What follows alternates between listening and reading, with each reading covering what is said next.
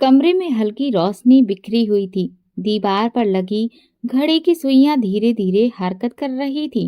Table पर एक cake रखा था जिस पर छोटी छोटी मोमबत्तियां जल रही थीं।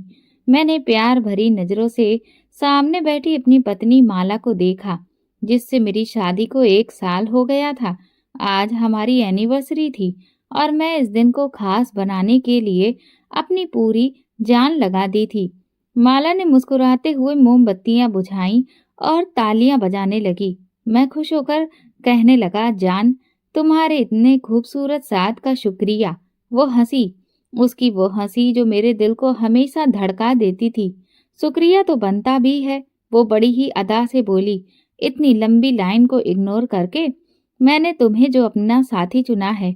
वो खिलखिलाई तो मैंने हल्के से सर को झुकाया। यस माय प्रिंसेस, ये शख्स हमेशा के लिए आपका गुलाम हो गया है। तो वो मुस्कुराने लगी। मैंने चम्मच से केक का एक टुकड़ा उठाया और उसके होठों के पास ले गया। उसने नरमी से एक निवाला खाया और प्यार से बोली, अब मेरी बारी है। वो चम्मच लेकर आगे बढ़ी, लेकिन उसी पल मेरे फोन की घंटी बजी। मैंने मोबाइल उठाया तो स्क्रीन पर मेरे पापा का नाम चमक रहा था। रात के इस वक्त उनका फोन आना कुछ अजीब सा लगा। मैंने जल्दी से कॉल रिसीव की। प्रणाम पापा, मैं बहुत ही खुशी भरे लहजे में कहा। लेकिन दूसरी तरफ से आने वाली आवाज ने मेरे चेहरे से सारी खुशी गायब कर दी। बेटा, मुझे अपने पास बुला लो, मैं अब और यहाँ नहीं रह सकता। मेरे पापा की आवाज कांप रही थी, जैसे वो बहुत देर से रो रहे हों। मेरी मुस्कुराहट एक पल में गायब हो गई। क्या बात है पापा, सब ठीक तो है? बेटा, तुम्हारी भाभी मुझे खाना भी खाने को नहीं देती है, और तुम्हारा भाई। मेरे पिता की सांसें तेज होने लगी, जैसे उनके लिए एक एक शब्द बोलना भी बहुत मुश्किल हो रहा था। वो तो बहुत मारता है बेटा, बहुत मारता है। ये सुनकर मेरा दिमाग सुन्न हो गया। मैं कुर्सी पर सीधा होकर बैठ गया। क्या कह रहे हैं पापा? भाई ऐसा कैसे कर सकता है? बेटा, मैं सच कह रहा हूँ। मैं यहाँ अब एक और दिन भी नहीं रह सकता। तुम्हारे भाई ने मुझ पर हाथ उठाया है। मेरी तबीयत भी ठीक नहीं है। मुझे अपने पास बुला लो बेटा।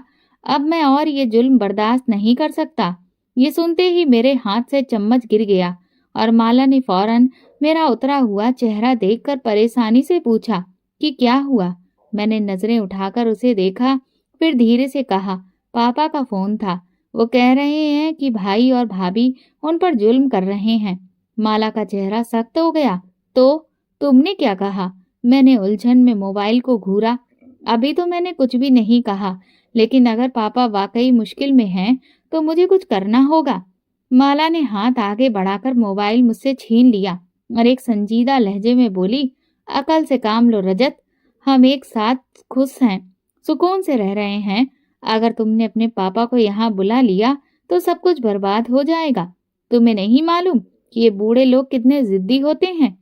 लेकिन वो मेरे पापा हैं, मैंने जोर देकर कहा तो वो बोली, और मैं तुम्हारी बीवी हूँ। माला की आंखों में गुस्सा झलक रहा था। भूलो मत कि ये घर किसका है। अगर तुमने उन्हें यहाँ लाने के बारे में सोचा भी तो मैं ये घर छोड़ दूंगी। माला की बातों ने मुझे अंदर से तोड़ कर रख दिया। मैं एक पल के लिए बोल ही नहीं सका। मेरी एक तरफ मेरे पिता थे जो तकलीफ में थे, और दूसरी तरफ मेरी पत्नी, जिसके बिना मैं अपनी जिंदगी के बारे में सोच भी नहीं सकता। तुम्हें फैसला करना होगा रजत। माला की आवाज में ठहराव था, मगर उसके शब्दों में छुपी हुई धमकी मुझे समझ आ रही थी। मैंने एक गहरी सांस ली और फिर अपने पिता को बहाना बनाकर कह दिया कि मैं इस वक्त शहर से बाहर हूँ। जैसे ही वापस आता हूँ आपसे बात करता हूँ। कॉल बंद हो गई, लेकिन मेरे दिमाग में ढेर सारे विचारों की आंधी चल रही थी। मगर मुझे मुस्कुराना पड़ा, क्योंकि मेरी अमीर पत्नी को यह पसंद नहीं था कि उसकी पहली एनिवर्सरी में किसी भी तरह की रुकावट पैदा हो जाए। वो पहले ही मुझसे छोटी छोटी बातों पर नाराज थी। इसीलिए अपनी शादी की पहली सालगिरह में मैं बहुत अच्छे तरीके से मनाना चाह रहा था कि पिछली सारी नाराजगी उसकी खत्म हो जाए और उसका दिल मुझसे साफ हो जाए, क्योंकि उसे उसकी नाराजगी मैं अफोर्ड ही नहीं कर सकता था। मेरी जिंदगी अजीब मोड़ लेते लेते अचानक एक ऐसे रास्ते पर मुड़ गई थी जिसके बारे में मैंने कभी सपने में भी नहीं सोचा था। मैं एक मामूली सा वर्कर था, एक मामूली सा असिस्टेंट जो फाइलों को ढेर में दबकर गुजारा कर रहा था। मेरे सपने बहुत बड़े नहीं थे, बस एक अच्छी जिंदगी गुजारने की ख्वाहिश थी। लेकिन किस्मत ने मेरे लिए कुछ और ही सोच रखा था। मेरी कंपनी के बॉस की बेटी माला मुझ पर मर मिटी।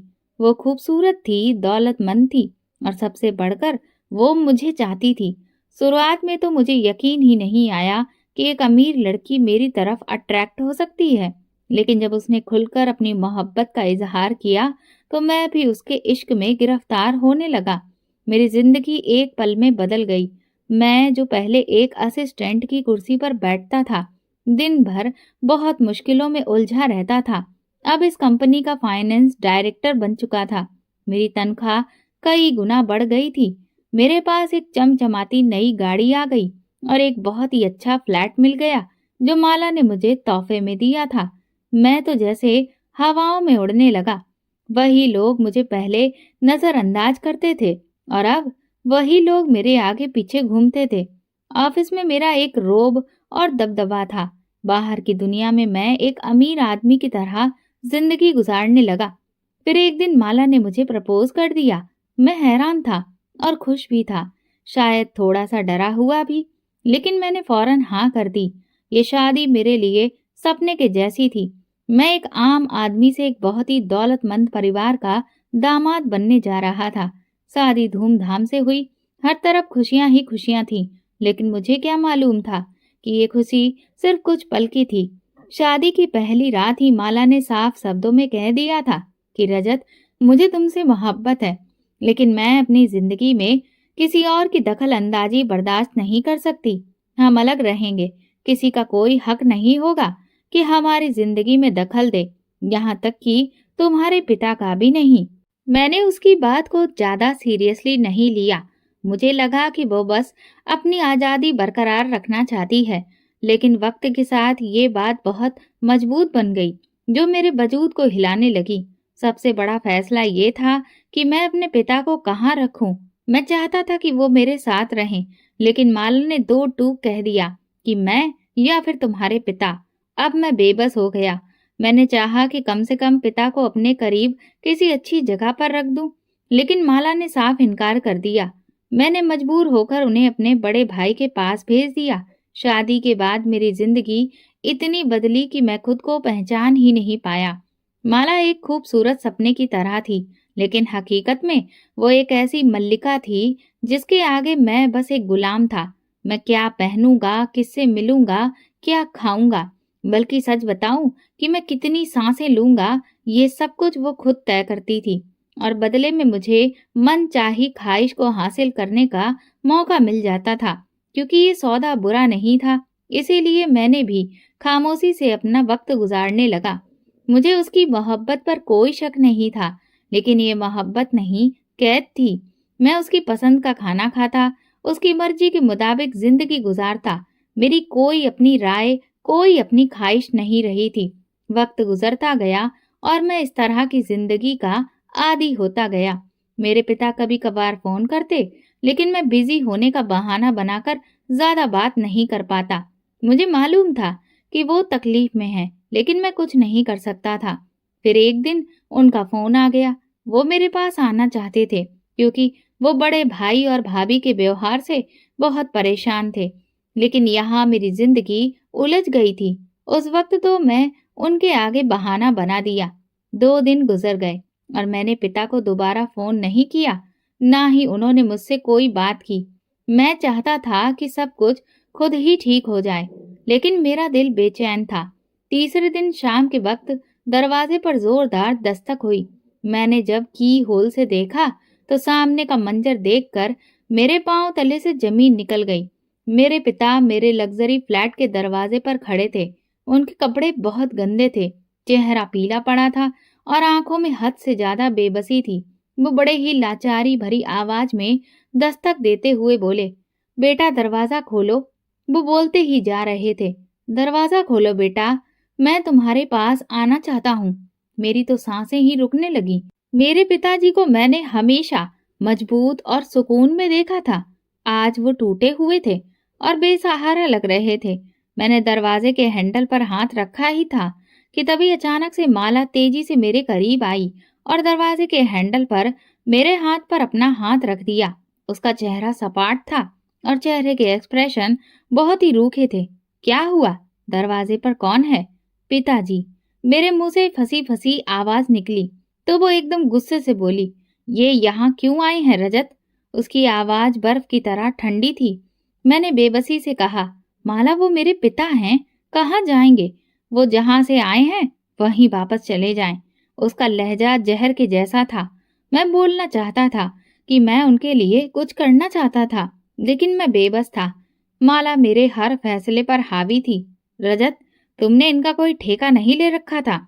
तुम्हारे भाई और भाभी उन्हें अच्छे से रख सकते हैं और ये उनका फर्ज भी है।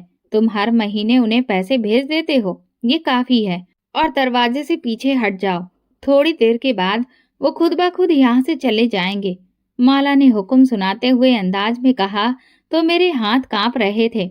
मेरे सामने वो बाप था जिसने मुझे पालने के लिए अपनी खुशियां कुर्बान की, और पीछे वो बीवी थी जिसने मुझे सब कुछ दिया लेकिन मेरी मर्जी भी छीन ली। मेरे अंदर एक जंग छिड़ चुकी थी, एक ऐसी जंग जिसमें मैं खुद अपने जमीर से शिकायत कर रहा था। मेरी आंखों में आंसू आ गए। मैंने दरवाजे के की होल से देखा। पिताजी अभी भी उसी तरह खड़े थे, दरवाजे के खुलने का इंतजार कर रहे थे और ठंड में कांप रहे थे। रात हुई, आसमान पर बादल गरजने लगे और फिर मूसलाधार बारिश शुरू हो गई। मैं न जाने किस बेचैनी में अब तक जाग रहा था। मेरी नजरें खिड़की पर जमी थीं, जिस पर पानी की बूंदें खिड़की से टकराकर नीचे बह रही थीं, जैसे किसी बेबस रूह की आंखों से आंसू बरस रहे हों। मैंने बहुत ही धीरे से पर्दा सरकाया। खिड़की से बाहर जाकर देखा कि पिताजी बारिश में भीग रहे थे और दीवार के साथ लगकर बैठे थे। मैंने तुरंत खिड़की का पर्दा पहले जैसा कर दिया और लेटकर छत को घूरने लगा, मगर मेरे मन में सिर्फ एक ही नजारा घूम रहा था। पिताजी जो दरवाजे के बाहर भीग रहे थे, कांप रहे थे और मैं कुछ भी नहीं कर पाया था। मेरे जमीर की जंग अब मुझ पर कब्जा कर चुकी थी। ये वही बाप है जो तुम्हारे बचपन में तुम्हें कंधों पर बिठाकर मेला ले चलता था। ये वही बाप है जिसने तुम्हारे लिए अपना आराम तक कुर्बान किया और आज इसे बेसहारा मददगार बाहर छोड़ रहे हो। मेरे दिल की धड़कनें तेज हो गईं। मैंने पहलू बदला और माला की तरफ देखा, जो बिस्तर पर सुकून से सो रही थी, जैसे कि कुछ हुआ ही नहीं हो। मुझसे बर्दाश्त नहीं हुआ। मैं उठा, खिड़की की तरफ गया और बाहर जाकर देखा पिताजी अभी भी वहीं दीवार के साथ लगे बैठे थे। बारिश से उनके कपड़े पूरी तरह से भीग चुके थे। उनका शरीर थर-थर कांप रहा था और सर झुका हुआ था। मेरे सीने में कुछ टूटने लगा। अब बस, मैंने खुद से कहा और तेजी से दरवाजे की तरफ बढ़ा कि उसे खोलकर पिताजी को अंदर ले आऊं। लेकिन ये जानकर मुझे बहुत गुस्सा आया कि माला ने सोने से पहले दरवाजे को लॉक कर दिया था। मैं तेजी से माला की तरफ बढ़ा। माला, मैंने उसे झंझोड़ा। वो नींद से बहुत बोझिल होकर बड़बड़ाई, क्या दिक्कत है रजत? सोने दो ना मुझे। चाबी दो। उसने मेरी तरफ हैरत से देखा, फिर हंसी, जैसे मैं कोई ना समझ बच्चा हूँ। तुम मजाक कर रहे हो ना रजत? चाबी दो फौरन। मेरा लहजा सख्त था। हरगिज नहीं। उसने साफ इनकार कर दिया और तकिए के नीचे हाथ मारा। ये घर तुम्हारे बाप के लिए नहीं है, समझ आया? वो चले जाएंगे सुबह तक, फिक्र ना करो। मेरी बर्दाश्त की हद खत्म हो गई। मैंने तकिए के नीचे हाथ डाला, लेकिन माला ने मेरा बाजू पकड़कर रोका। रजत, ये मत करो। मुझे चाबी दो, वरना मुझसे बुरा कोई नहीं होगा। मैंने गुस्से से कहा और एक झटके से उसका हाथ हटा दिया। माला ने तेजी से चाबी को मुट्ठी में दबा लिया। ये चाबी नहीं मिलेगी रजत, उसने गुस्से में कहा। मेरा खून खौलने लगा। मैंने उसकी कलाई पकड़ी और जोर से झटका दिया। वो चीखी और चाबी फर्श पर गिर गई। मैंने झपट कर चाबी उठाई और दरवाजे की तरफ दौड़ा। रुक जाओ रजत, मैं कह रही हूँ कि रुक जाओ। माला चीखती रही, लेकिन मैं अब किसी भी चीज की परवाह नहीं कर रहा था। मेरे हाथ कांप रहे थे। मैंने कांपते हाथों से चाबी ताले में डालकर घुमाई। क्लिक की आवाज आई और ताला खुल चुका था। मैं तेजी से दरवाजा खोलकर बाहर की तरफ भागा, लेकिन जैसे ही मैंने एक कदम बाहर रखा, मेरी सांसें हलक में अटक गईं। पिताजी जमीन पर बेसुध बिना किसी हरकत के पड़े थे। उनकी आंखें बंद थीं बारिश की बूंदें उनकी झुर्रियों वाले चेहरे पर गिर रही थीं और उनका शरीर बिल्कुल सफेद था। पिताजी, मैं चीख पड़ा और उनके पास जाकर झुक गया। मैंने उनका चेहरा अपने हाथों में लिया। वो बर्फ के जैसे ठंडे हो चुके थे। मेरे हाथ कांपने लगे। पिताजी, आंखें खोलिए। कोई जवाब नहीं आया। भगवान के लिए कुछ तो बोलिए। मेरी आवाज लड़खड़ा रही थी, लेकिन पिताजी खामोश थे। बारिश और तेज हो गई। मेरे दिल में खौफ का एक भयंकर तूफान उठा। मैंने उनकी नब्ज चेक की और तब मेरे अंदर सब कुछ जैसे रुक गया। नब्ज चलने की समझ मुझे आ ही नहीं रही थी। मेरा दिल डूबने लगा और मेरे हाथ सुन्न हो गए। मैंने फौरन उनके सीने पर कान रखा, लेकिन कोई धड़कन भी सुनाई नहीं दे रही थी। नहीं, नहीं। मैं सर हिलाता पीछे हटने लगा। माला दरवाजे पर खड़ी थी। उसका चेहरा अजीब सा हो गया। हालांकि उसके चेहरे पर कोई खौफ नहीं था और ना कोई पछतावा। ये तुमने किया। मैं उस पर दहाड़ा। मैंने कुछ नहीं किया रजत। तुमने खुद फैसला किया था कि दरवाजा बंद रखोगे। मैं तो सिर्फ तुम्हें रोक रही थी। तुम्हारी कमजोरी की वजह से हुआ ये सब। अगर तुम मर्द होते तो मेरी नहीं सुनते। अब मुझे ब्लेम मत करो। उसका लहजा साफ था। मेरी आंखों में आंसू भर आए। मैंने अपने बाप के बेजान जिस्म को देखा, जो बारिश में पड़ा था, और अंदर ही अंदर मैं टूटने लगा। बारिश रुक चुकी थी, लेकिन मेरे दिल में जो तूफान उठा था वो थमने का नाम नहीं ले रहा था। पिताजी के बेजान जिस्म को देखकर मैंने जो मुश्किल महसूस की थी वो किसी की भी समझ से बाहर थी। मेरी आंखों से आंसू बहते जा रहे थे। मेरे कानों में पिताजी की बातें गूंज रही थीं। बेटा, मुझे अपने पास बुला लो। मैं अब और यहाँ नहीं रह सकता। मैंने उन्हें बुलाया नहीं, अंदर आने नहीं दिया, उन्हें बाहर भीगने दिया, और अब वो मुझे हमेशा के लिए छोड़कर जा रहे थे। पिताजी, मैंने उन्हें पूरे दिल से पुकारा और फिर रोने लगा। मैं उन्हें बार बार हिला रहा था, जैसे कि अभी भी किसी उम्मीद में हूँ। उसी पल मेरे अंदर के बेबस बेटे ने हाथ जोड़कर भगवान से प्रार्थना की, मेरे पिताजी को कुछ मत होने देना भगवान। तभी दरवाजे पर खड़े पड़ोसी ने मेरी मदद की और हम पिताजी को फौरन अस्पताल ले गए। रास्ते भर मेरी सांसें अटकी हुई थीं। मेरा दिमाग कुछ सोचने के काबिल ही नहीं था। बस बार बार मैं कुछ बातें ही दोहरा रहा था कि मेरे पिताजी को कुछ भी ना हो। अस्पताल पहुंचते ही डॉक्टर ने पिताजी को इमरजेंसी में दाखिल कर लिया। मैं बाहर बेबसी से बैठा उनका इंतजार कर रहा था। जब डॉक्टर बाहर आया तो मेरी तरफ संजीदा नजरों से देखा। आप अपने पिता से फौरन मिलिए, लेकिन हम कुछ कह नहीं सकते। अगले 24 घंटे बहुत जरूरी हैं। मेरा दिल जैसे किसी ने मुट्ठी में जकड़ लिया।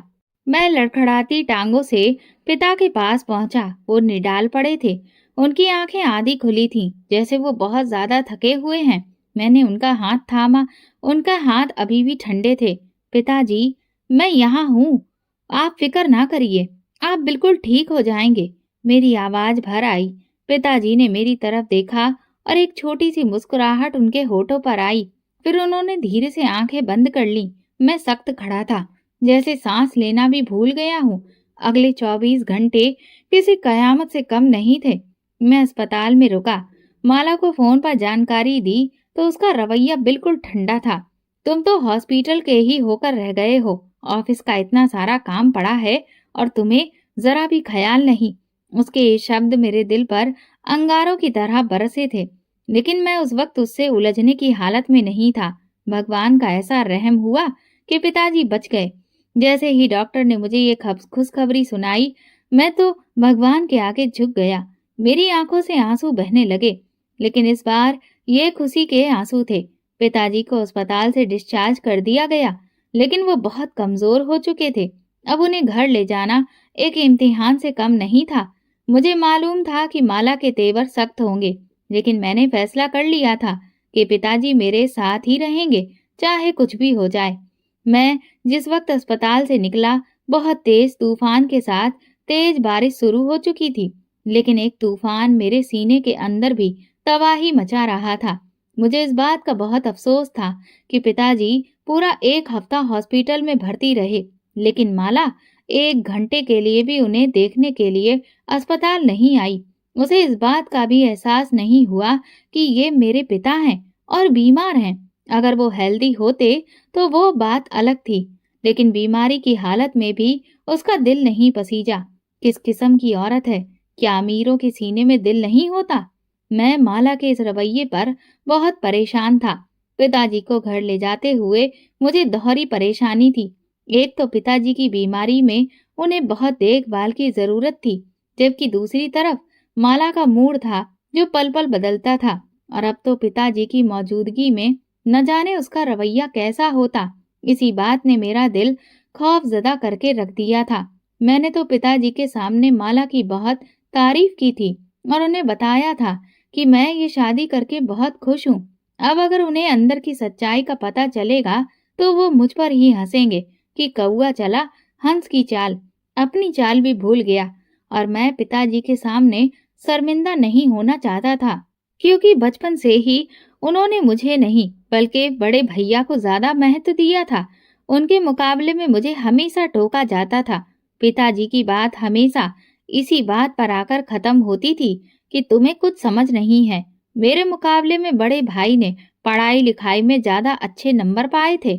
उनकी जॉब भी जल्दी लग गई थी और फिर परिवार में उनकी मर्जी से शादी भी हो गई।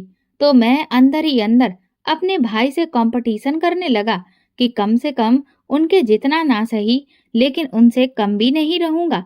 इसीलिए पढ़ाई पूरी करते ही मैं जॉब ढूंढने लगा। जब माला की सूरत में मुझे एक एटीएम कार्ड नजर आया तो मैंने उसे तुरंत अपनाने में जरा भी हिचकिचाहट नहीं की, क्योंकि मुझे हर हाल में अपने भाई के मुकाबले में खुद को साबित करना था और उसके लिए मुझे अपनी आजादी की सबसे बड़ी कीमत अदा करनी पड़ी। लेकिन मुझे कोई पछतावा नहीं था, क्योंकि जब मैं उस घर के सामने अपनी बड़ी सी गाड़ी खड़ी करता तो मेरे अंदर ही अंदर एक अजीब सा सुकून और गुरूर उतरता। अपने ब्रांडेड 3 पीस सूट और सिगार से मैं उन पर जितना रोब डाल सकता था डालता। मैं उन पर अपनी अमीरी का इम्प्रेशन खूब जमा दिया करता था, लेकिन अंदर ही अंदर मैं कितना खाली हो चुका था ये मैं ही जानता था। इससे बड़ी और क्या बात होगी कि मैं माला से शादी के बाद अपने पिता से मिला ही नहीं, क्योंकि वो मुझे उनसे मिलने ही नहीं देती थी। वो अपने मामलों में मुझे इतना उलझा कर रखती थी कि मुझे कहीं और सोचने और देखने की मोहलत ही नहीं मिलती थी। मेरा वो गुरूर अब पछतावा बनकर रह गया। जब मैं अपने ही पिता को आजादी से फ्लैट के अंदर ना ला सका तो ऐसा लगा कि मेरे पिता एक बार फिर से मुझ पर हंसकर बोले कि तुम्हें तो कुछ समझ ही नहीं है।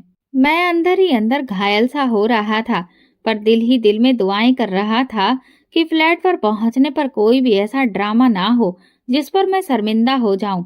मैं बहुत ही आराम से पिताजी को अंदर लाने लगा, मगर जैसे ही हम अंदर दाखिल हुए तो सामने माला को देखकर मैं चौंक कर रुक गया।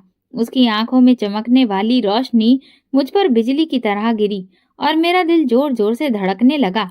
वो हाथ बांधे खड़ी थी, जैसे पहले से मेरा इंतजार कर रही हो। रजत, सब ठीक है ना? इन्हें कहाँ लेकर आ गए हो? न पैर छूना, न हाल चाल लेना, न पिताजी की तबीयत के बारे में पूछना, कुछ भी नहीं। उसकी आवाज का लहजा मेरे अंदर एक चुभन छोड़ गया। मैंने अपने पिता के थके हुए चेहरे की तरफ देखा। उनकी आंखों में नमी और बेबसी थी। मेरा दिल बगावत पर उतर आया। मैं माला की तरफ रुख करते हुए सख्ती से कहा, क्या मतलब है तुम्हारा? भला मैं इन्हें लेकर कहाँ जाता? जाहिर है मैं अपने ही घर लेकर आया हूँ। माला ने ताना मारती हुई मुस्कुराहट के साथ कहा, शायद तुम भूल रहे हो कि ये जो घर दिख रहा है ना, ये किसका है? तुम अच्छे से जानते हो ना? उसका एक कमेंट मेरे सीने पर जैसे हथौड़ा बनकर गिरा। पिताजी ने ये शब्द सुने तो उनके कदम लड़खड़ाए। चाहे दिल के किसी कोने में वो पहले ही इस तरह के व्यवहार के लिए तैयार थे। मैंने फौरन आगे बढ़कर उन्हें कंधों से सहारा दिया और माला की तरफ देखा, मगर वो पैर पटकते हुए वहां से चली गई। पिताजी की हालत देखकर मेरी रूह कांप गई। वो इतनी बेबसी से मुझे देख रहे थे कि मेरा दिल चाहा कि सब कुछ छोड़कर बस उनके साथ कहीं चला जाऊं। मैं उन्हें सोफे पर बिठाकर बोला, आप परेशान ना हो, मैं सब संभाल लूंगा। वो धीरे से मुस्कुराए, मगर उस मुस्कुराहट में वो चमक नहीं थी जो हमेशा उनके चेहरे पर मैंने देखी थी। मैं किचन में गया कि उनके लिए सूप बना सकूं, लेकिन जैसे ही मैंने चूल्हा जलाया माला गुस्से से दंदनाती हुई अंदर दाखिल हुई। उसकी आंखों में शोले थे, जैसे अभी सब कुछ जलाकर राख कर देगी। ये सब क्या हो रहा है रजत? हमने शादी के बाद ये वादा किया था। मैंने बेबसी से सर झटका। माला, वो बीमार है। इस वक्त उनका ख्याल रखना मेरा फर्ज है। अच्छा, और तुम्हारा भाई, वो किस मर्ज की दवा है? वो मर गया है क्या? क्या सिर्फ तुम्हारा फर्ज है कि तुम अपने बाप को उठाकर अपने कंधों पर लेकर घूमो? उसने ताना मारा। मैंने गहरी सांस ली और शांति वाले अंदाज में उसे समझाने की कोशिश करने लगा। देखो माला, जब पापा ठीक हो जाएंगे, मैं उन्हें वापस भेज दूंगा। फिलहाल सिचुएशन को समझने की कोशिश करो, लेकिन अभी चुप रहो प्लीज। उसने आगे बढ़कर मेरा हाथ पकड़ा। मैं सब कुछ बर्दाश्त कर सकती हूँ, लेकिन अपनी जिंदगी में इस तरह की दखल अंदाजी नहीं, समझे या नहीं? ये कोई दखल अंदाजी नहीं है, ये मेरा फर्ज है। मैंने आवाज दबाई। फर्ज? और जो वादे तुमने मुझसे किए थे वो क्या थे? वो तुम पर फर्ज नहीं है। वो चीखी। माला, भगवान के लिए धीरे से बोलो, पिताजी सुन लेंगे तो क्या सोचेंगे? तुम्हें अपने पिता की परवाह है, लेकिन मैं क्या सोच रही हूँ तुम्हें इसकी कोई परवाह नहीं है। वो मुंह फुलाकर बोली तो मैंने अपना सर पकड़कर बैठ गया। मुझे हर पल हर लम्हा सिर्फ तुम्हारी परवाह है माला, लेकिन तुम मेरी सिचुएशन समझने की कोशिश तो करो। पिताजी अभी अभी मौत के मुंह से निकले हैं। तुम्हें पता है वो बारिश में भीगने की वजह से कितने बीमार हो गए थे? अगर उन्हें कुछ हो जाता तो यकीन करो मैं कभी खुद को माफ नहीं कर पाता। ये तो भगवान का शुक्र है कि भगवान ने उन्हें नई जिंदगी दे दी। बस कुछ दिन के लिए बर्दाश्त कर लो। जैसे ही वो ठीक हो जाएंगे, मैं उन्हें वापस भिजवाने का इंतजाम कर दूंगा। वो लगातार मुझे घूरती रही, फिर पैर पटक कर बाहर निकल गई। लेकिन उसके बाद उसका रवैया और भी ज्यादा तल्ख हो गया। कभी वो खाने की मेज पर बर्तन जोर से रखती, कभी मुझसे इतनी बदतमीजी से बात करती कि मैं पिताजी के सामने शर्मिंदा सा हो जाता। लेकिन जाहिर है उसे मैं कोई जवाब नहीं दे पाता, क्योंकि मैं जानता था कि इससे तो चीजें और भी ज्यादा भयानक हो जाएंगी। मैं अपनी लाइफ में बहुत मुश्किल से सेट हुआ था, इसीलिए फूक फूक कर कदम रख रहा था।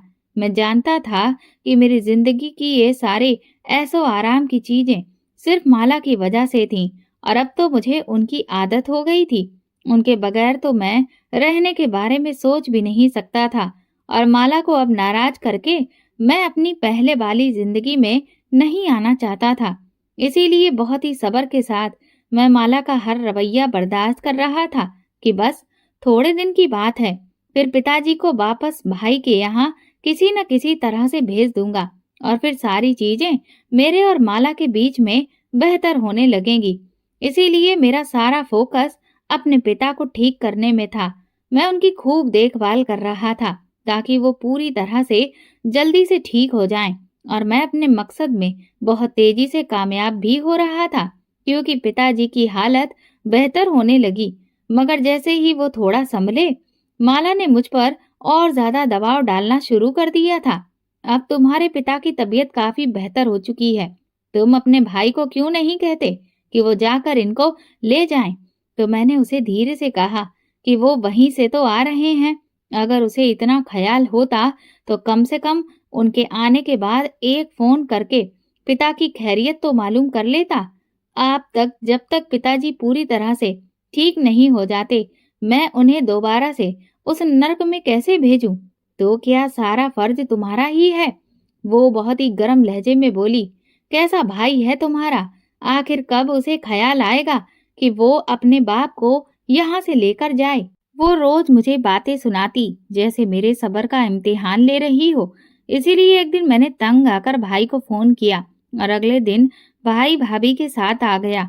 मैंने सुकून की सांस ली, मगर भाभी का अंदाज देखकर मुझे ये पता चल गया कि वो पिताजी को साथ ले जाने के मूड में नहीं है।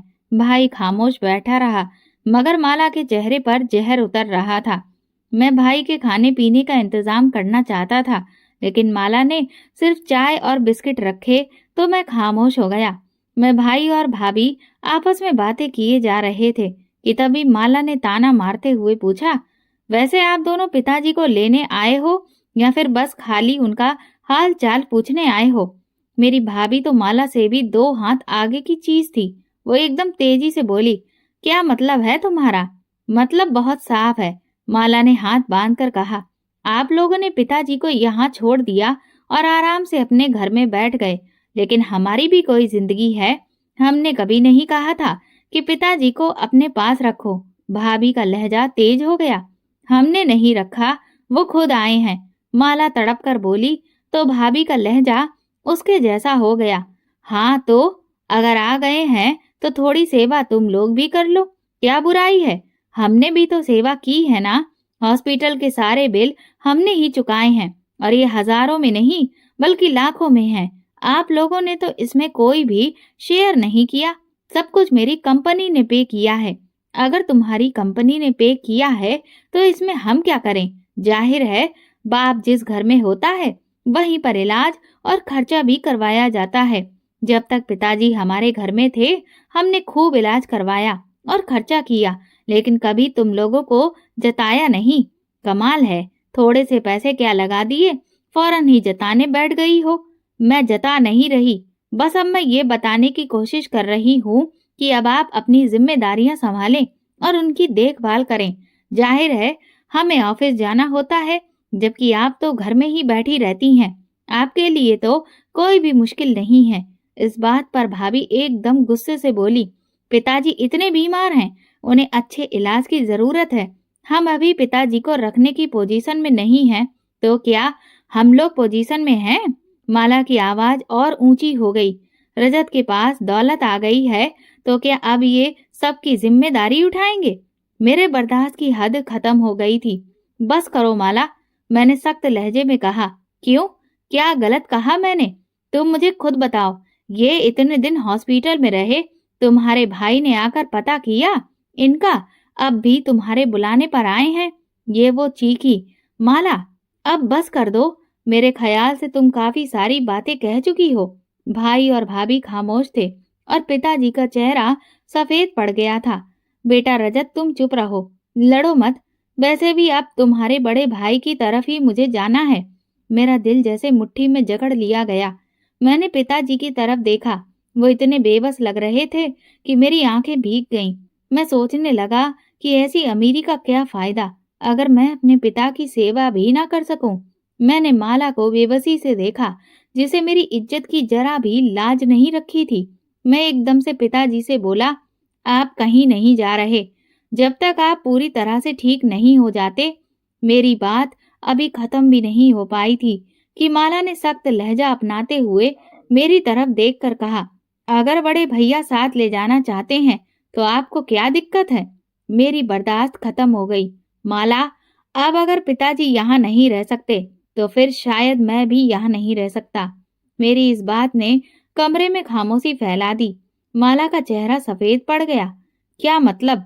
उसने धीरे से कहा, मतलब ये है कि अगर तुम मेरी सबसे बड़ी जिम्मेदारी को कबूल नहीं कर सकती तो फिर मैं भी अपनी जिंदगी के फैसले में आजाद हूँ। ये बात बोलकर मैंने पिताजी के कंधे पर हाथ रखा, जैसे उन्हें यकीन दिला रहा हूँ कि अब मैं कभी पीछे नहीं हटूंगा। माला ने कुछ कहने के लिए होंठ खोले, मगर कोई शब्द ना निकल सके। शायद उसे यकीन ही नहीं आ रहा था कि मैं इस हद तक जा सकता हूँ। और वो पल जब मैंने पिताजी को सीने से लगाकर कहा, अब आप कहीं नहीं जाएंगे, तो ड्राइंग रूम में बैठे हुए सभी लोगों को जैसे सांप सूंघ गया। सबसे ज्यादा तो माला का मुंह खुला रह गया। उसे यकीन नहीं आ रहा था कि उसका गुलाम पति कभी यूं उसके सामने सर उठाकर बात करेगा, बल्कि आज मैंने सिर्फ उसके सामने सर नहीं उठाया, अपने भाई और भाभी के सामने अपनी इज्जत को मिटने से बचाया था। माला गुस्से से उठी और कमरे से चली गई। मेरे घर के हालात माला की वजह से इस कदर जहरीले हो चुके थे कि मेरे बड़े भाई ने वहां और ज्यादा रुकना ठीक नहीं समझा और वो भाभी को लेकर हमारे घर से जल्दी ही चले गए। पिताजी मुझे कहते ही रह गए कि मैं उनके साथ चला जाता हूँ, तुम्हारी जिंदगी कहीं मेरी वजह से खराब ना हो जाए। तुम्हारी पत्नी गुस्से की बहुत तेज है, तो मैंने उन्हें हौसला दिया और कहा कि आप उसके मिजाज की फिक्र ना करें। वो पल में तोला और पल में माशा है, सब ठीक हो जाएगा, आप परेशान ना हो। मैंने अपना फैसला तो कर ही चुका था। लेकिन मुझे अच्छे से अंदाजा था कि अब मैं एक जलती हुई तलवार पर खड़ा हूँ जो किसी भी वक्त मुझे काट सकती है। लेकिन मेरी हैरत की इंतहा तब न रही जब मैं कमरे में आया तो माला खामोश रही। हालांकि वो खामोश रहने वाली लड़कियों में से नहीं थी। मैंने तिरछी निगाहों से उसे देखे जा रहा था। मेरे कान उसकी धमाकेदार आवाज सुनने के लिए बिल्कुल तैयार थे, लेकिन उसकी खामोशी टूट ही नहीं रही थी। तो मेरे दिल में एक डर उठने लगा कि कहीं वो मुझे छोड़ने का फैसला ही ना कर डाले, क्योंकि वो ऐसी ही थी। वो जितनी जल्दी मोहब्बत जताती थी, उतनी ही जल्दी नफरत का इजहार करने में वो देर नहीं लगाती थी। वक्त के साथ साथ मुझे ये अच्छे से अंदाजा हो गया था कि वो मेरे फैसले से समझौता करने की कोशिश कर रही है, मगर उसकी एक खामोशी सिर्फ एक धोखा है। उसकी आंखों में मेरे पिता के लिए अनजानी सी नफरत भरने लगी थी। वो कुछ कहती तो नहीं थी, मगर उसके रवैये में आए बदलाव को मैं महसूस कर रहा था। मैं उसे खुश रखने की हर तरह से कोशिश करने लगा, उसे पहले से ज्यादा वक्त देने लगा। पिताजी की तबीयत अब पहले से काफी बेहतर थी, इसलिए मैंने ऑफिस जाने का सोचा, क्योंकि उसका भी ज्यादातर वक्त घर की बजाय ऑफिस में गुजरता था। तो मैंने सोचा कि इस तरह उसके करीब रहने का मौका मुझे मिल जाएगा, क्योंकि घर में तो उसने अपना रूम मेरे रूम से अलग कर लिया था। इसलिए मैंने एक हफ्ते के बाद दोबारा ऑफिस जाना शुरू कर दिया। मेरे काम का रूटीन बहुत सख्त है। अक्सर सुबह निकलता हूँ और देर रात लौटता हूँ। ऐसे में ज्यादातर पिताजी से फोन पर ही बात हो पाती थी।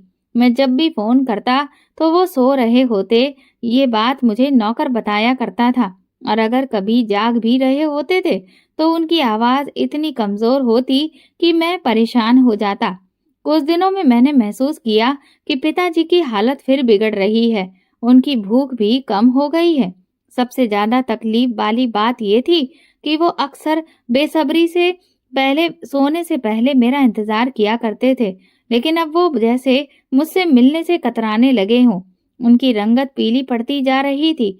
मुझे फिक्र होने लगी और मैंने फैसला किया कि उन्हें किसी अच्छे डॉक्टर के पास लेकर जाऊं।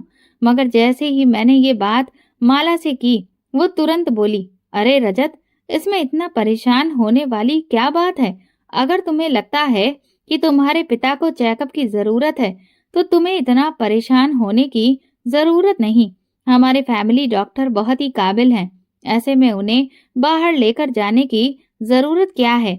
मैं कॉल कर देती हूँ, वो उन्हें घर आकर देख लेंगे। मैं उसकी बात सुनकर बहुत हैरान हुआ और मुझे इस बात की खुशी भी हुई कि वो मेरे पिता के लिए फिक्रमंद हुई है।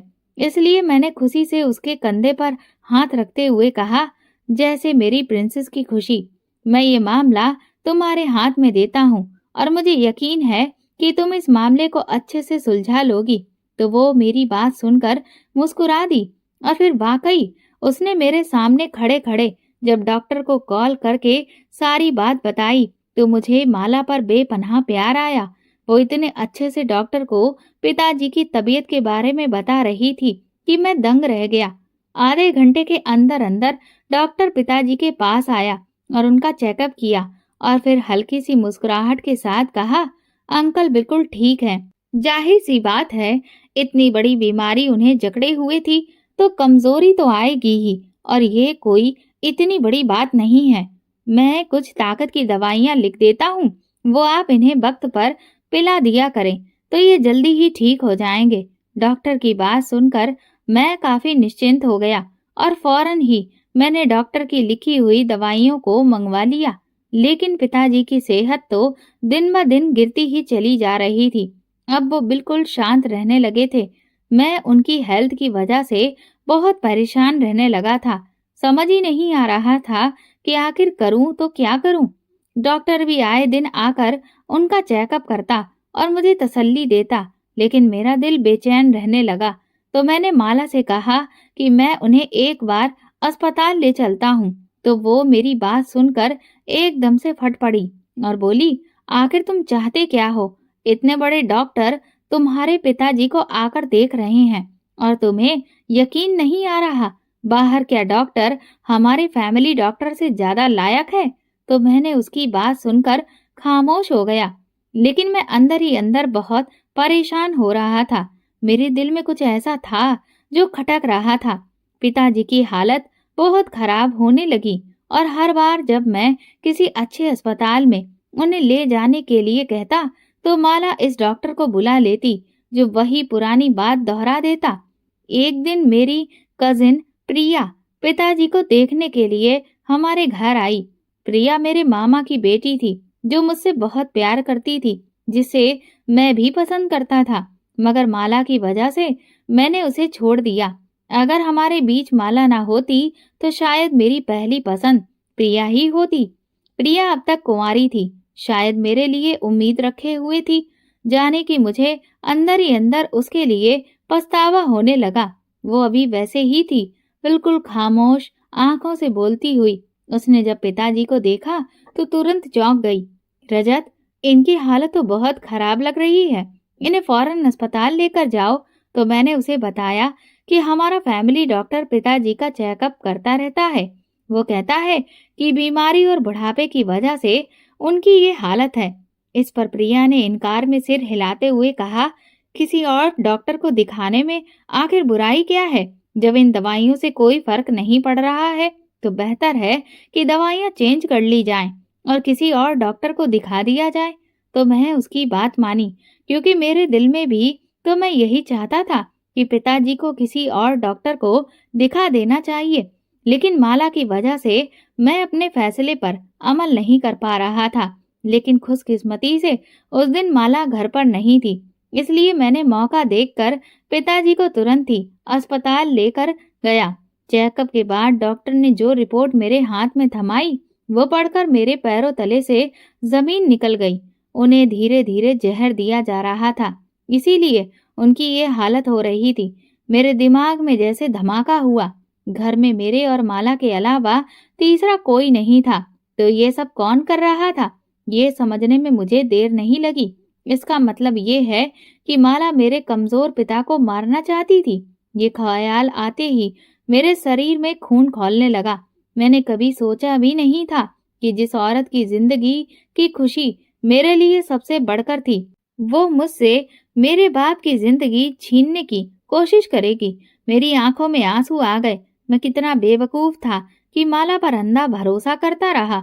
मैंने अपने पिता को जरूरी इलाज के बाद प्रिया के घर ले जाकर कहा कि जब तक मैं उनके लिए कोई और इंतजाम नहीं कर लेता, तुम इन्हें अपने पास रखो।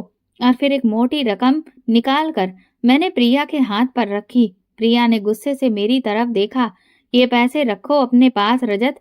हर रिश्ता पैसों से नहीं खरीदा जा सकता और ना ही अपनाया जा सकता है। मुझे शर्मिंदगी महसूस हुई। मैं पिताजी को प्रिया के हवाले किया और घर वापस आया।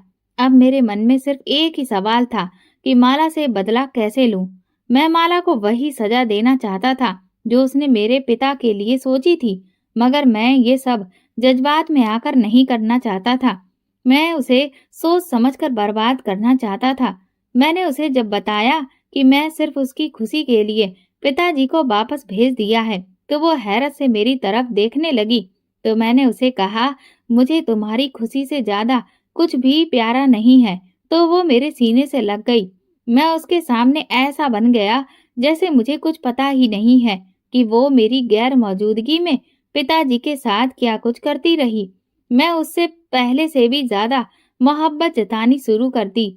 मैंने उसे महंगे तोहफे देने लगा, बाहर घुमाने ले जाने लगा, ताकि वो ये समझे कि मैं अभी उसके काबू में हूँ। और फिर मैं अपने इरादों पर अमल करना शुरू कर दिया। इसलिए सबसे पहले मैंने घर के नौकरों पर काम करना शुरू किया। उन्हें बहुत इज्जत दी, इतनी जो उन्हें कभी भी इस घर में नहीं मिली। उनकी तनख्वाह बढ़ा दी, उनकी इतनी तारीफें की, माला से भी ज्यादा। अब वो लोग मेरी वफादारी का दम भरने लगे। फिर मैंने बहुत ही आसानी के साथ उनसे ये उगलवा लिया कि मेरे पिताजी को जहर मिलाकर दिया जाता था। मैंने बहुत तरीकों से माला के खिलाफ सारे सबूत इकट्ठे कर लिए, जिसमें उसका जहर देने का सबूत भी शामिल था। फिर मैंने वो वार किया जिससे माला की दुनिया हिल गई। एक रात मैंने बातों ही बातों में माला से कुछ फाइल्स पर उसके सिग्नेचर ले लिए। उसको शायद ही अंदाजा नहीं था कि वो ये क्या कर बैठी है। असल में मैंने सारा बिजनेस अपने नाम पर करवा लिया और उसे पता भी नहीं चलने पाया। कुछ दिन के बाद मैंने वकील के जरिए माला के खिलाफ मुकदमा दर्ज करवा दिया। जब पुलिस हमारे घर आई तो माला दंग रह गई। ये क्या हो रहा है? तो मैंने उससे कहा, तुम्हें अपने कर्मों की सजा मिल रही है माला। तुमने मेरे पिता को जहर दिया और अब तुम्हारे खिलाफ सबूत मौजूद है। माला तिलमिला गई। रजत, तुम ऐसा नहीं कर सकते। यही तो मैं तुमसे कहना चाहता था माला, कि तुम मेरे साथ ऐसा नहीं कर सकती। माला को पुलिस ने गिरफ्तार कर लिया। वो चीख रही थी, मगर अब कुछ नहीं हो सकता था। उसकी सारी प्रॉपर्टी, सारी जायदाद का मैं इकलौता वारिस था। वो चाहकर भी अपने लिए एक अच्छा वकील नहीं कर सकती थी, क्योंकि उसके पास फूटी कौड़ी भी नहीं थी। माला को उसके किए की सजा मिल गई तो मेरे दिल में ठंडक पड़ गई। मैं सीधा प्रिया के पास गया। अपने पिता को देखा, वो पहले से बहुत बेहतर लग रहे थे। तो मैं शुक्रगुजार नजरों से प्रिया की तरफ देखा कि अगर वो न होती तो शायद मेरे पिताजी दुनिया में नहीं होते। माला के हाथों तो वो तड़प तड़प कर मर जाते और मुझ जैसे बेवकूफ को पता भी नहीं चलता। मैं पिताजी के पास जाकर उनका हाथ थामा। पिताजी, अब मैं आपको कभी भी अकेला नहीं छोड़ूंगा। तो मेरी बात सुनकर उनकी आंखों में आंसू आ गए। उस दिन मैंने ये जाना कि जिंदगी में सब कुछ पैसा नहीं होता, बल्कि कुछ रिश्ते हमारे लिए बहुत जरूरी होते हैं। इसीलिए मैंने बहुत सोचने के बाद प्रिया से शादी करने का फैसला किया। मेरी बात सुनकर खुशी से प्रिया का चेहरा खिल गया था। दोस्तों, अगर आपको हमारी कहानी पसंद आई हो तो कमेंट करके जरूर बताएं और वीडियो को लाइक करके ज्यादा से ज्यादा शेयर करें। चैनल पर नए हैं तो सब्सक्राइब करें और हाँ, नोटिफिकेशन बेल को जरूर दबाएं ताकि अगली अपडेट सबसे पहले आपको मिले। धन्यवाद। मैं और मेरी बच्चियां भूखी थीं, जबकि भाभी पूरे मोहल्ले में हलवा पूरी बांट रही थी। मैंने भाभी से खाने के लिए मांगा तो बोली, अगर बच गई तो दे दूंगी, पर उन्होंने बची हुई हलवा पूरी को फ्रिज में रखकर ताला लगा दिया। रात को मेरी बच्चियां भूख से रोने लगी तो मैं कचरे के डिब्बे से सूखी रोटियां निकालकर उनके आगे डाल दी। मेरा दिल दुख से फटने लगा। मैं भगवान से रोकर प्रार्थना करने लगी। तभी अचानक एक तेज आवाज आई और मेरा दिल बैठ गया। मैं तुरंत किचन की तरफ भागी। मेरी छोटी बेटी नीति अभी कुछ देर पहले ही पानी पीने के लिए किचन में गई थी। शायद फिर से गिलास टूट गया था। इससे पहले कि मैं किचन तक पहुंचती, भाभी की चीखने चिल्लाने की आवाज आई। मेरा दिल बुरी तरह से धड़क उठा। इसका मतलब वही हुआ था जो मैं समझ रही थी। नीति ने आज फिर गिलास तोड़ दिया था। मैं अपना सिर पकड़कर बैठ गई। मैं उसे कह रही थी कि अभी उठकर उसे पानी ला दूंगी, मगर उसने सुना ही नहीं और खुद किचन में चली गई। मैं तुरंत उठी और बाहर भागी। ये देखो, तुम्हारी बेटी ने फिर एक नया कारनामा कर दिया है। मुझे लगता है कि तुम जानबूझकर अपनी बेटियों को मेरे बर्तन तोड़ने के लिए भेज देती हो। दरवाजे से दाखिल होते ही भाभी ने गुस्से से घूरकर मुझ पर नजर डाली। नहीं, मैं ऐसा क्यों करूंगी? मैं अभी साफ कर देती हूँ। मैंने तुरंत कांच के टुकड़े इकट्ठे करने शुरू कर दिए। अरे अब तुम रहने दो। तुम लोगों ने तो मेरी जिंदगी नरक बनाकर रखी है। सर पर चढ़कर नाच रही हो तुम और तुम्हारी बच्चियां। मैंने तुम्हें कितनी बार कहा है कि इन्हें अपने कमरे तक ही रखा करो, फिर भी तुम इन्हें किचन में क्यों भेज देती हो? भाभी का बवाल शुरू हो चुका था। मैं जानती थी कि अब इसे रोकना मुश्किल था। मैं चुपचाप उनकी बातें सुन रही थी और कांच के टुकड़े उठा रही थी। वो बड़बड़ाती हुई किचन से दंदनाती बाहर निकल गई। आज फिर वो भाई से शिकायत करने वाली थी। मेरी आंखों में आंसू भर आए। कांच समेटते हुए मैंने बेटी पर एक निगाह डाली। वो किचन की दीवार से लगी डरी हुई नजरों से मुझे देख रही थी। अचानक मेरे हाथ की उंगली में कांच का एक टुकड़ा चुभ गया। मैं दर्द से करा उठी। मैंने तुरंत उंगली मुंह में दबाकर दर्द रोकने की कोशिश की। नीति मेरे पास आई। क्या हुआ मम्मा? आपको चोट लग गई? उसकी आंखों में इस कदर खौफ था कि मैंने तुरंत इनकार में सिर हिला दिया। नहीं, कुछ नहीं। तुम कमरे में जाकर बैठो, मैं तुम्हारे लिए पानी लेकर आती हूँ। मैंने उसके खौफजदा चेहरे पर नजर डाली और उसे तसल्ली देकर कमरे में भेज दिया। फिर खुद जख्मी उंगलियों से कांच के टुकड़े समेटने लगी। मेरा नाम काजल है। मैंने कभी सोचा भी नहीं था कि मेरे हालात मुझे ऐसी जगह पहुंचा देंगे जहां अपनी बच्चियों को 2 वक्त का खाना खिलाना भी मुश्किल हो जाएगा। मैं अपने हालातों पर कुढ़ती रहती और भगवान को याद करती। इस मुश्किल घड़ी में भगवान के सिवा मेरा कोई सहारा नहीं था। अगर ये दिन की बात होती तो शायद मेरी बच्चियों को भी समझ आ जाता और दुनिया भी साथ दे देती। मगर मेरे पति से मुझे अलग हुए पूरे 9 साल हो चुके थे। इन 9 सालों में मैंने बहुत से चेहरे बेनकाब होते देखे। हालात बदलते ही लोग कैसे बदल जाते हैं, ये मुझे अच्छी तरह समझ आ गया था। मुझे अपनी इतनी फिक्र नहीं थी, लेकिन बच्चियों का साथ था। मैं ना तो उन्हें खाली पेट देख सकती थी, ना उनके चेहरे पर डर बर्दाश्त कर सकती थी। हमारा हाल दुख और तकलीफों से भरा हुआ था, जबकि भविष्य अंधेरे में था। मैं अपनी बच्चियों को लेकर कहाँ जाती, जब मेरा सगा भाई ही हमसे इतना बेगाना हो गया था, तो गैरों से क्या उम्मीद रखती। मैं अपने भाई की लापरवाही और बेरुखी पर हैरान थी। मुझे बिल्कुल उम्मीद नहीं थी कि बचपन में लाड़ प्यार से पलने वाला भाई कभी इतना बेगाना भी हो सकता है। मेरे पिता एक सरकारी कर्मचारी थे। हम 2 भाई बहन थे। मेरी माँ भी इज्जतदार घराने से थी। माँ बाप के बीच अच्छी समझदारी थी, इसलिए हमें कभी कोई परेशानी नहीं हुई। उन्होंने हमारी परवरिश बहुत अच्छे से की, कभी किसी चीज की कमी नहीं होने दी, ना ही किसी मानसिक तकलीफ का सामना करना पड़ा। मैं बचपन से ही बड़ी समझदार और तमीजदार बच्ची थी, जबकि भाई पढ़ाई को लेकर बहुत गंभीर था। हम दोनों पढ़ाकू किस्म के बच्चे थे और ज्यादातर वक्त अपनी किताबों में खोए रहते थे। मेरे पिता को भी किताबें पढ़ने का बहुत शौक था। जब भी दफ्तर से वापस आते तो लाइब्रेरी से किताबें ले आते। हम भी दिलचस्पी से पढ़ते और कभी-कभी एक ही रात में पूरी किताब खत्म कर देते। फिर पिताजी के साथ उस किताब पर चर्चा करने के लिए उत्साहित रहते। मुझे ऐसी बातचीत सुनने में बहुत मजा आता था। पिताजी भी हमारी अकल और होशियारी पर हैरान रह जाते, जबकि माँ चुपचाप हमारी बातें सुना करती थी। वैसे तो माँ भी पढ़ी लिखी थी, लेकिन उन्होंने ज्यादातर वक्त घर के कामों में बिताना पसंद किया। उन्हें सफाई बहुत पसंद थी। घर का हर कोना चमकता रहता। हमारा घर बहुत खुशहाल था। मैंने कभी अपने माता पिता को झगड़ते या बहस करते नहीं देखा। माँ हर बात बिना बहस किए मान लिया करती थी। क्योंकि पिताजी सरकारी नौकरी में थे, उनका तबादला अक्सर हो जाता था। वजह ये थी कि वो रिश्वत और सिफारिश को पसंद नहीं करते थे। जब भी किसी बड़ी फाइल को आगे बढ़ाने की सिफारिश आती तो वो साफ मना कर देते, जब इसका नंबर आएगा तभी ये फाइल आगे जाएगी। इससे नाराज होकर अधिकारी उनका तबादला करवा देते और अगले कर्मचारी से वही काम आसानी से करवा लेते। पिताजी कहते थे, मुझे ट्रांसफर करवाना मंजूर है, लेकिन नरक में जाना नहीं। मैं कोई ऐसा गलत काम नहीं करूंगा जिससे मुझे अपने वजूद से नजर मिलाने में शर्म आए। मैं पिताजी की इन बातों से हमेशा सहमत रहती थी, लेकिन मेरा भाई इससे तंग आ चुका था। आप ऐसा क्यों करते हैं? आप अपने आप को बेवजह मुश्किल में डालते हैं। सिफारिश करने वालों का काम तो आगे आने वाला कोई भी कर देता है। पिताजी उसे समझाने के लिए लंबी बहस करते, लेकिन भाई खामोश हो जाता।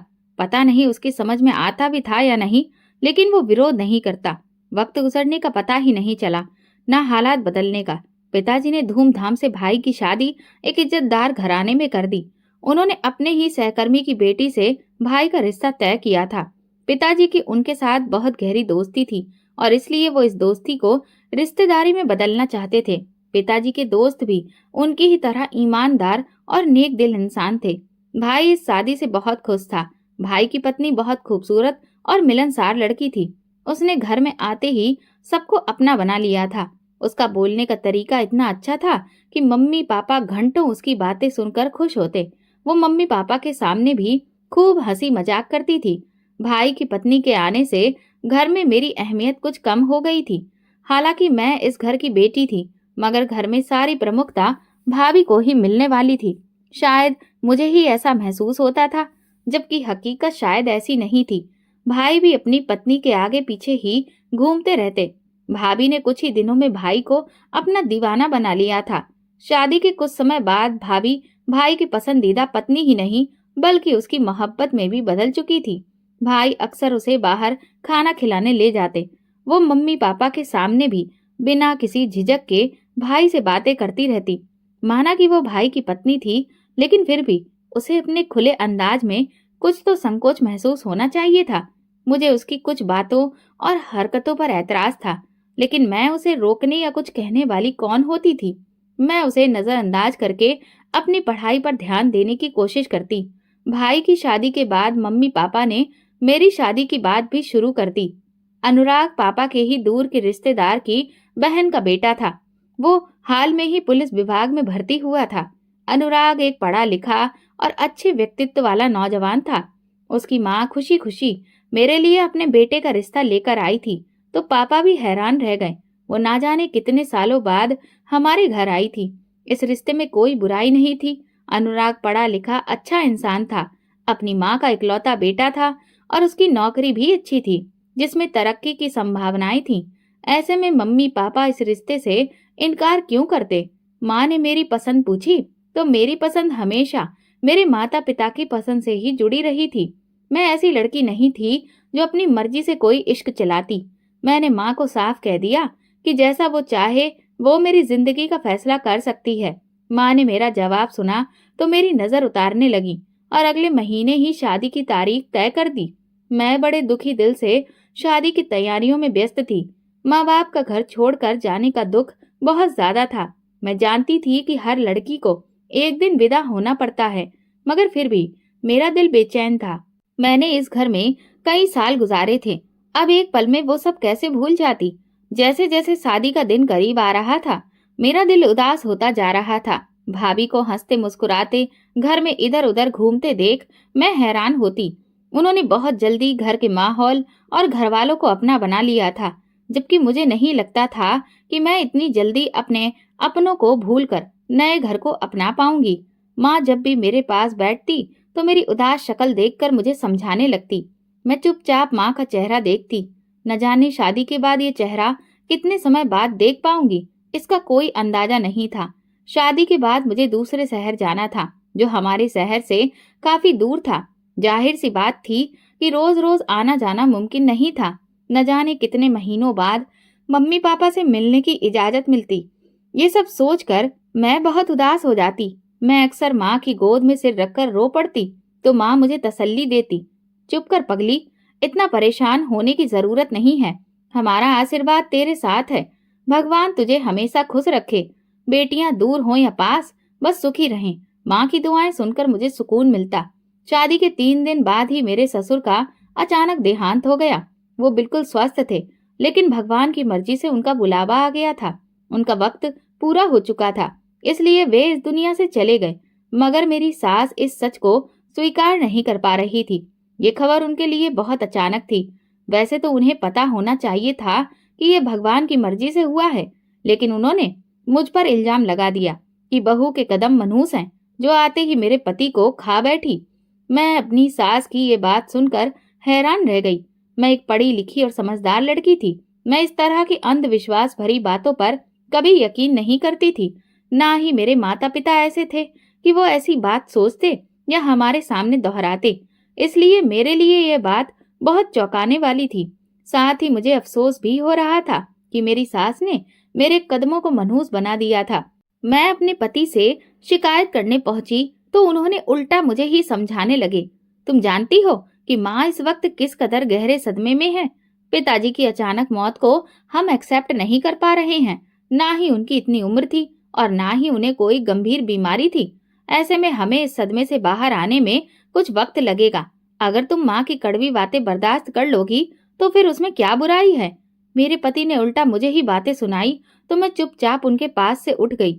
वो सही कह रहे थे, मेरी सास सदमे में थी, तभी तो उन्होंने इतनी बड़ी बात कही, वरना कोई भी इस तरह की बात करने के बारे में सोच भी नहीं सकता था।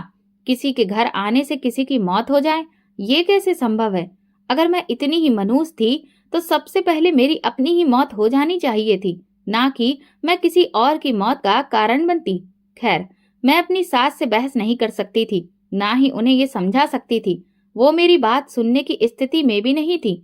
वो हर रोज अपने पति को याद करके रोती और मेरी तो शक्ल देखना भी पसंद नहीं करती थी।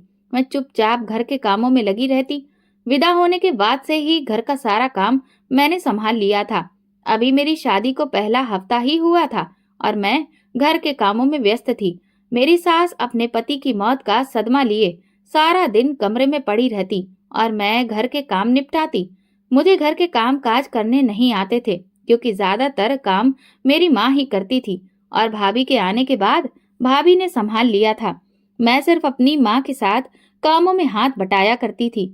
मुझे थोड़ा बहुत ही काम करना आता था क्योंकि मैं ज्यादातर अपनी पढ़ाई में व्यस्त रहती थी और जब भी फुर्सत मिलती तो बस उपन्यास पढ़ती थी। माँ ने काम को लेकर कभी मुझ पर ज्यादा जोर नहीं दिया। उनका कहना था कि जब सिर पर जिम्मेदारी आएगी तो खुद ब खुद सब आ जाएगा। माँ की बात बिल्कुल सही थी। मैं कुछ ही समय में घर के कामों में माहिर हो गई थी। शुरुआत में मेरे पति को मेरे हाथ का खाना पसंद नहीं आता था और मेरी सास भी खाने में कमियां निकालती थी, लेकिन धीरे धीरे मैंने सब सीख लिया। मैं अक्सर फोन पर माँ से भी राय लेती थी। माँ के हाथ का खाना बहुत लजीज होता था और पूरे परिवार में उनके पकवान मशहूर थे। माँ मेरी बहुत मदद करती थी। शादी के बाद सही मायने में मेरी मुश्किलें शुरू हुई थी और मैं इन मुश्किलों से पार पाने की पूरी कोशिश करने में लगी थी। मेरे पति मुझसे खिंचे खिंचे रहते थे। मेरी सास मेरे खिलाफ उनके कान भरती रहती थी। मैंने कई बार अपनी सास के मुंह से अपनी बुराई सुनी थी, लेकिन मैंने उनकी परवाह करना छोड़ दिया था। मैं अपनी तरफ से उनकी इज्जत और सेवा करती, मगर उनसे कोई उम्मीद नहीं रखती थी। मुझे ऐसा लगता था कि मेरी सास मुझसे कभी भी सच्चे दिल से नहीं जुड़ पाएगी, क्योंकि उन्होंने मुझ पर इतना बड़ा इल्जाम लगाया था। उसके बाद उनसे किसी अच्छाई की उम्मीद नहीं रखी जा सकती थी। मैंने अपनी सास की कोई भी बात अपने पति को बताने की कोशिश भी नहीं की थी। मैंने उन्हें उनके हाल पर छोड़ दिया था और अपनी दुनिया में दिल लगा